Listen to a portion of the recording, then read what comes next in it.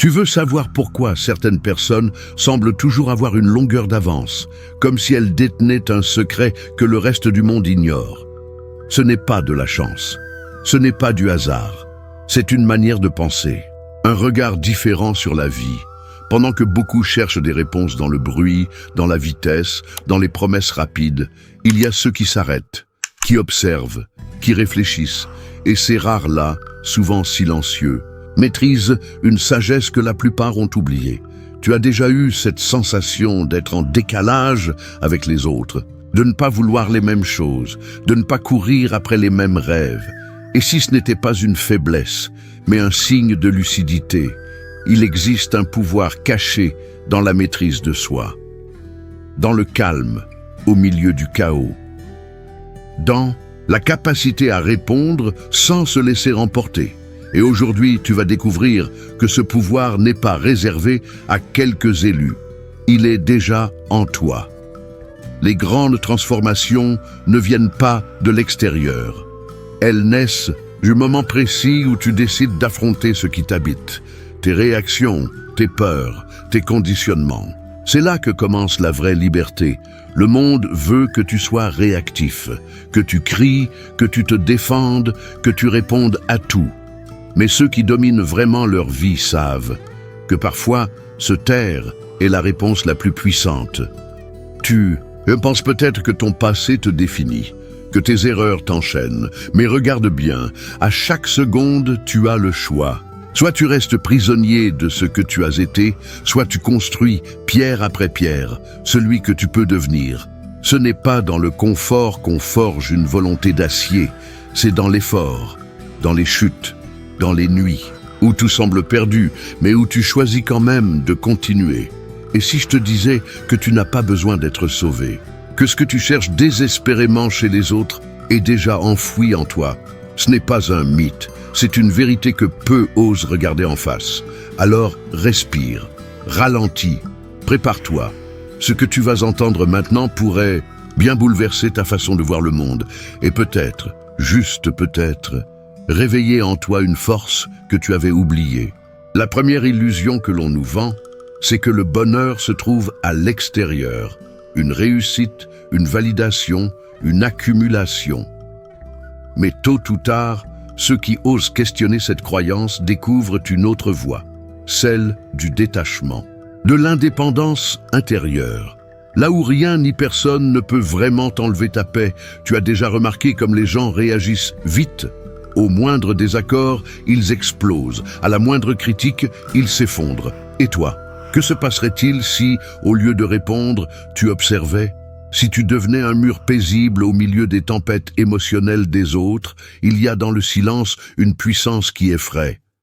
Car ceux qui se taisent pensent, et ceux qui pensent deviennent imprévisibles. La maîtrise de soi ne signifie pas être froid ou insensible. Elle signifie être libre. Libre de ne pas être une marionnette manipulée par ses impulsions.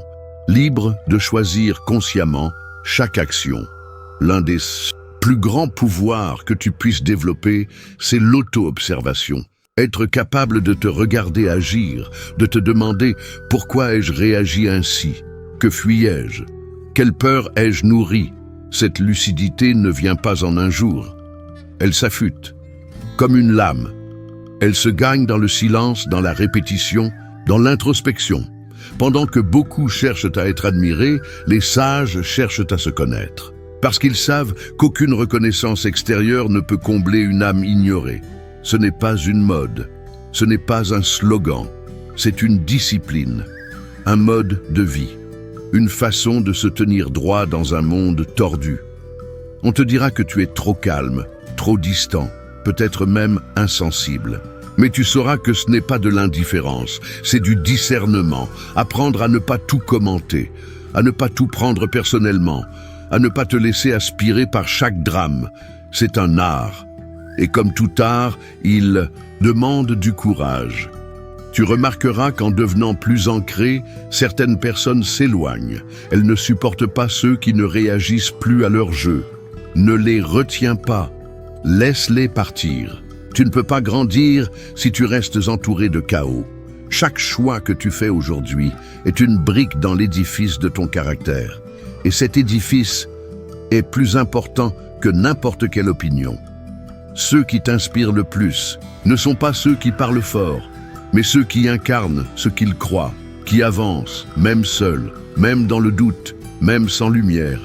Quand tu comprends que tu n'as besoin de rien pour être en paix, tu deviens dangereux. Parce que tu deviens inatteignable. Il ne s'agit pas d'être parfait. Il s'agit d'être présent, totalement, de ne plus fuir, de ne plus justifier, juste observer et agir avec conscience. Tu veux changer ta vie. Commence parce que tu acceptes de tolérer, parce que tu dis quand tu es seul, par la manière dont tu te regardes dans le miroir.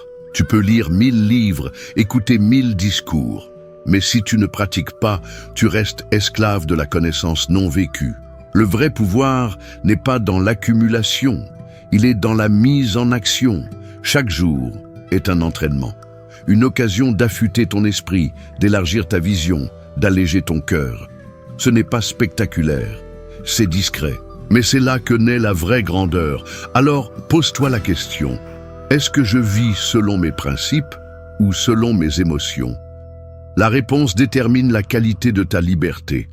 Et si tu tombes, recommence. Car ce n'est pas la chute qui t'abîme, c'est de rester à terre.